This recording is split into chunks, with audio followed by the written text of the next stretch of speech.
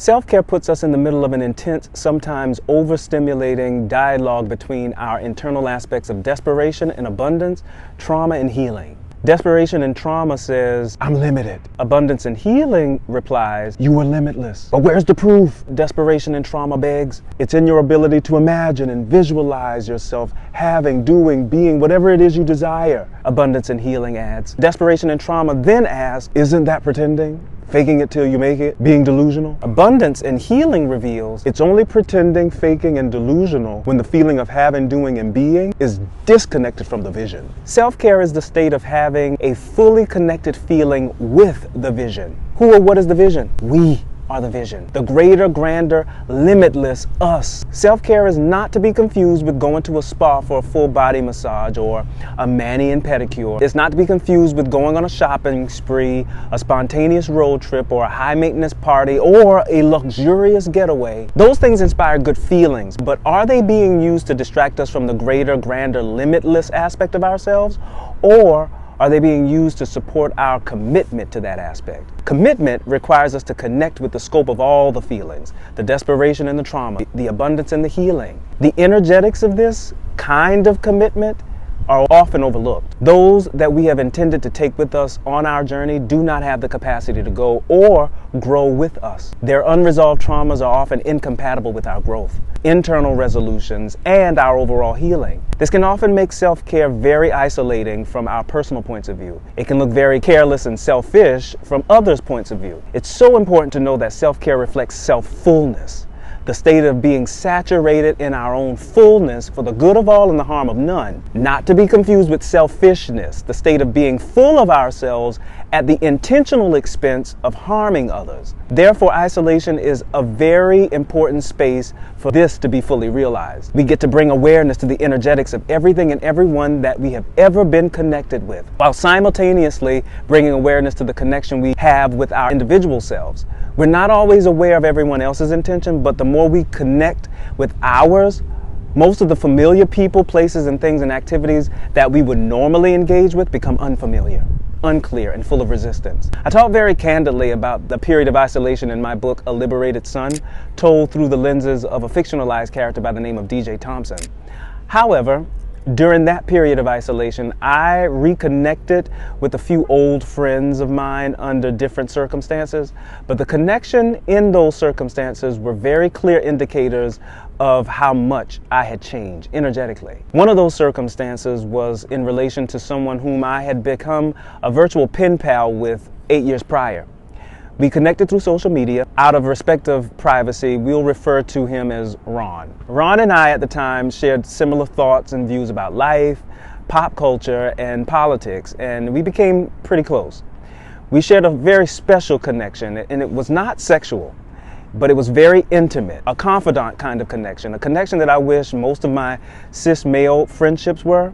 Most of my cis male friendships around that time felt too performative. They either leaned too far into the emotionally disconnected machismo, extreme sports and fitness side, or they leaned too far into the dramatically flamboyant, sassy, fashionista, and socialite side. Ron was well informed of the extremes. He seemed to have had a balanced awareness of himself between the two. That was what I think drew me in. It made me feel comfortable confiding in him, and that perhaps made him feel comfortable enough confiding in me as well. We reconnected at the start of the global pandemic of 2020. As we reminisced about our friendship, he began to reveal some internal struggles regarding his own sense of self, his behavior patterns, and his overall place in the world. Something most people were faced to reflect upon during that year anyway. But it opened up a portal for me to share the changes I had been going through and the shifts in my own self-awareness that I was able to share insights in response to where he was. After sharing, a layer of clarity and awareness had unlocked itself inside of him, and it brought us closer together on an emotional level. We were talking every day since then. At the time, he was living and working remotely in Miami, Florida, and decided that the spring he would spend a month of his time in New York City. I was excited to see him again.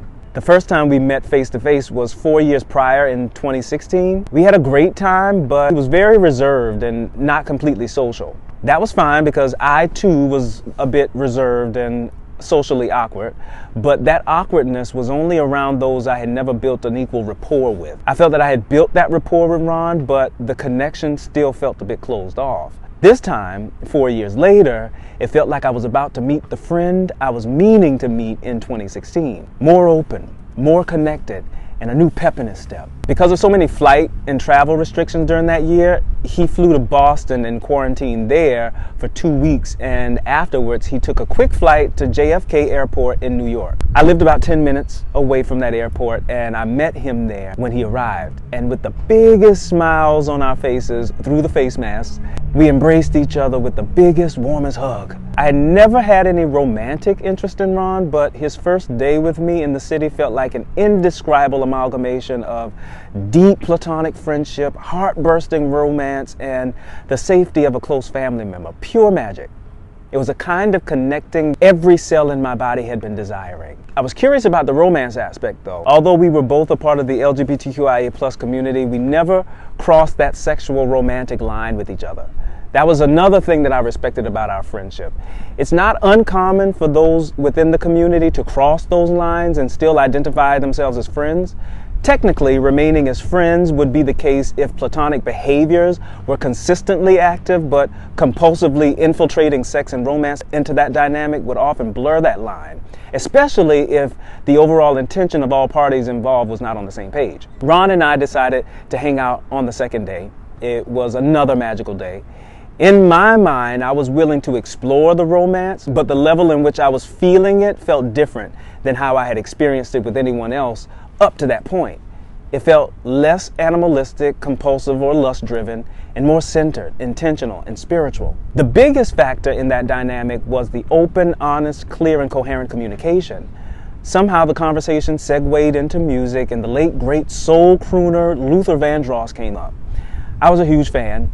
He was known for his romantic ballads, and strangely enough, Ron was unfamiliar with his discography, aside from a few of his pop hits like Never Too Much and Here and Now. He suggested we make the next night a Luther Vandross playlist night while he cooked a meal for us in his Airbnb. From the way he was describing the scene, he seemed curious about the romantic aspect as well. So I took him up on that offer. On the third day, something shifted in a very intense way. While getting ready to go meet Ron, I suddenly got a headache. I paid it no mind, but while en route to his Airbnb, I began to feel a bit nauseated. I felt confident that it was not COVID symptoms. We both were extremely cautious. I then thought perhaps I was a bit dehydrated, so I drank some water. As I got closer to his place, it intensified. When I got in, I was curious about how he was feeling. So I asked, "How do you feel today, Ron?" He replied, "I went out late last night with some friends and my stomach got a little messed up right now." I followed up with, "Do you feel nauseous and gassy?" He said, "Yeah, that was specific." Little did he know, I was connecting the dots to my own feeling state in relation to his. The energetics of this is mind-blowing when we pay attention. We had connected in such a way that had opened up all of my energy centers, and if anything was off between he and I was liable to feel it. I was feeling the effects of his drinking as if I was drinking as well. And because I do not drink, this was affecting me more than him. That was the first sign. The second sign was communication. Somehow politics came up, and it was as if he was purposely making comments to spark debate. It was worsening my headache and my stomach ache, and any attempts to reframe and shift the heavy points that were being made to something positive were exhausting. And then he had the nerve to say, "Why you gotta be so sensitive?" As if my sensitivities were a burden to him. My sensitivities and I are besties. They do a great job at signaling me when I'm in alignment with something and when I'm out of alignment with something. And because I felt extremely out of alignment, they were looking out for me. Then I suggested we go outside and take a walk and get some fresh air to get some relief. While outside, my skin started itching. I looked over and saw him scratching the same areas of his skin that were itching on mine. As we were walking, I began to feel extremely sluggish and even more unwell. That hardly ever happens when I go on walks. Something was sincerely off, and it was not me. The sun was setting, and I was contemplating going back home, but he suggested we go back to his place. He still seemed to want to cook and play Luther Vandross tunes, but everything was disconnected and discombobulated. The vibes, the communication were completely opposite of the first 2 days. I did not know how much more I was going to be able to bear being in that space. I would have stayed if I was able to take a nap, but he kept quiet. When we got back, all I could do was lie on the sofa in silence, to collect my thoughts and recenter myself. Please pardon the background noise. He broke the silence about a half an hour and said, Do you want me to play Luther? Feeling completely dismissed and with a strong intuitive nudge to leave, I said, you know what, Ron? I'm gonna go back home now. I don't feel good at all, and I'd bring the whole mood down if I stayed further. I waited to see if he would stop and suggest that he would look after me, but nothing. So I slowly got up, gave him a hug, and thanked him for our time and wished him well for the rest of his stay there, and I left. Not even 10 minutes after I left, the headache, the stomach ache, and the itching completely stopped. I was too stunned to speak. But I was also relieved. It had been so long since I had felt that amount of heaviness and weight, but it was also confirmation of the internal changes I had gone through. I no longer had the mental, emotional, or the physical capacity to compromise the lighter, more carefree way that I was showing up for myself. I wasn't angry or even triggered with Ron. How Ron showed up for me reflected him, not me. I was not even angry or triggered with myself.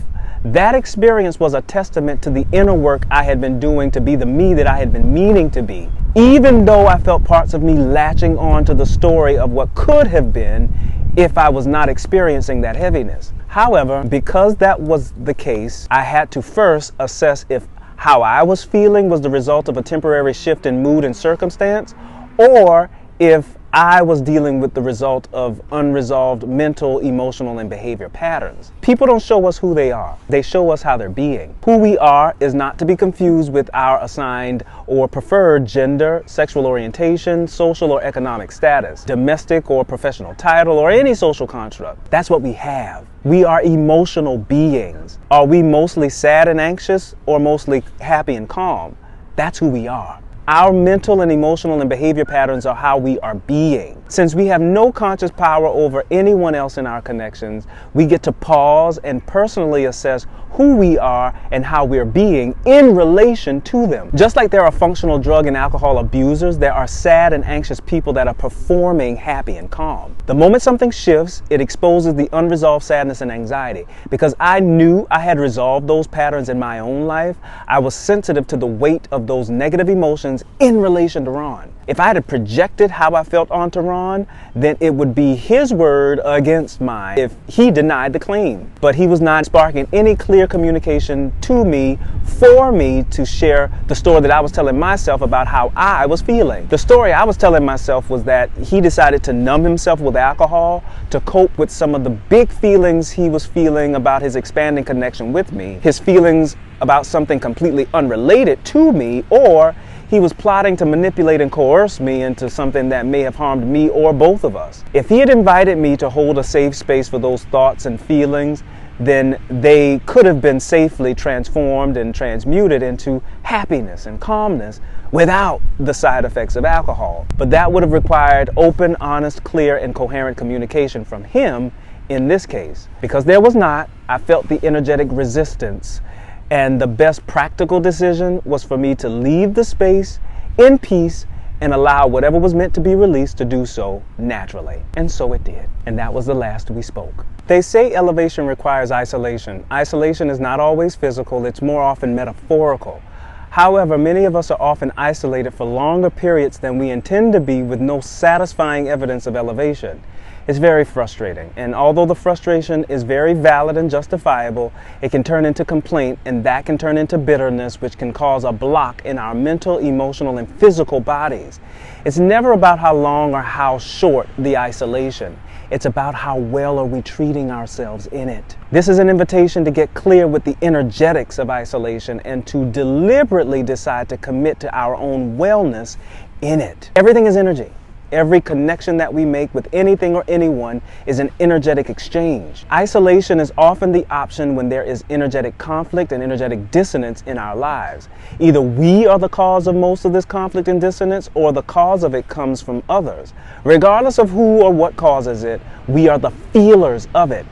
Isolation gives us the opportunity to take responsibility for our personal role in what we are feeling. We get to be open, honest, and compassionate with ourselves so that we can be open, honest, and compassionate with others. Our sensitivities to anything or anyone opposite of that can get heightened. In other words, conflicting energy exchanges can make us physically ill, amplify existing ailments, as well as other strange bodily sensations. The spiritual and personal development community often refer to these sensations as ascension symptoms. This includes, but not limited to, having a heightened awareness of the world around us. In other words, things may appear to be different, although it's physically the same, allowing for a clearer, deeper perception of our reality. Or the changes could be noticeably significant. For example, a street name could suddenly change overnight to something completely different, or personal memories may not align with our current circumstances.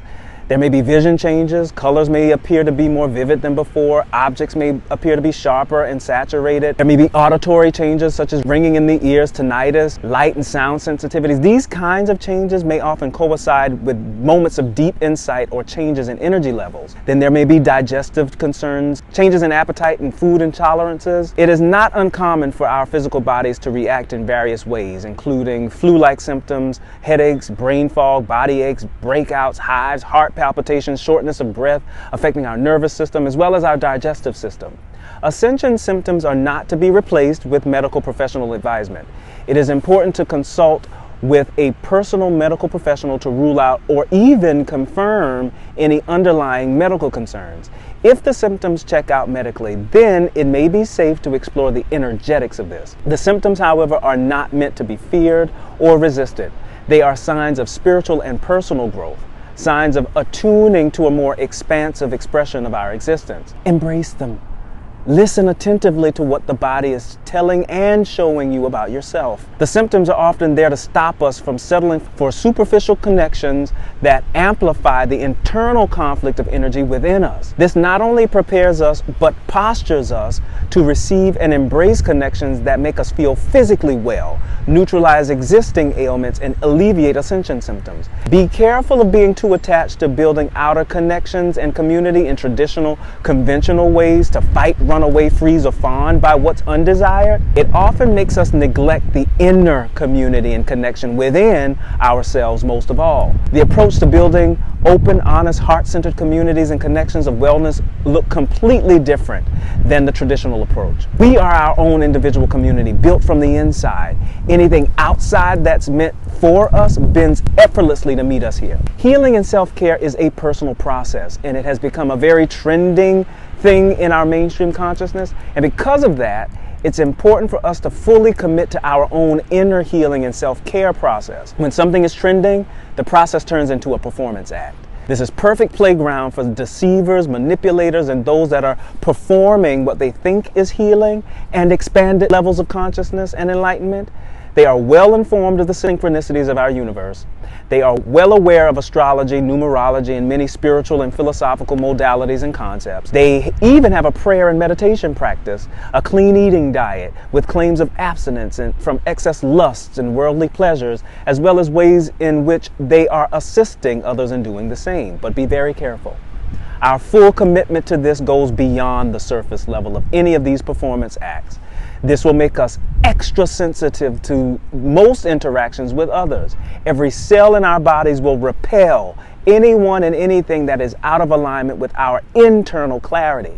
Therefore, it is extremely important to be clear with who we really are and the behavior patterns involved in how we are being, so that we can ground and center ourselves in our own power. We're meant to get clarity with so much ease, reclaim our inner power, and take charge of how we are showing up in connection with another. Start by asking yourself these 3 important questions. Question 1, who am I?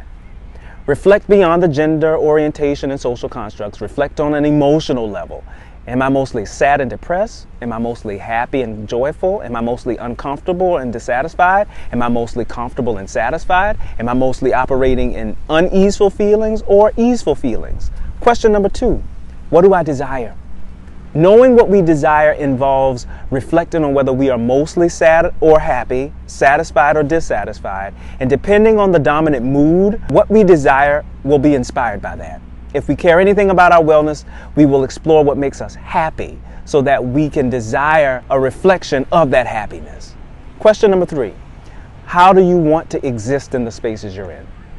Knowing who we are and what we desire allows us to be automatically clear on how we intend to show up.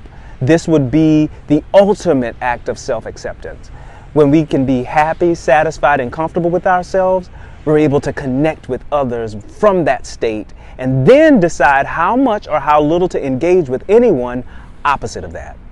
I'm going to put a pause on this stream of thought in this video for now. If you made it here to the end, I would love for you to share your heart and your thoughts with me in the comment section about any of this. If you'd like to explore my online life coaching academy, my courses, my books, all of that is in the description box below. And don't forget to like, subscribe, and share this video with someone you love and care about. In the meantime, in between time, be kind to yourselves, be gentle with yourself, and make the best of this right now moment and the right now moments to come.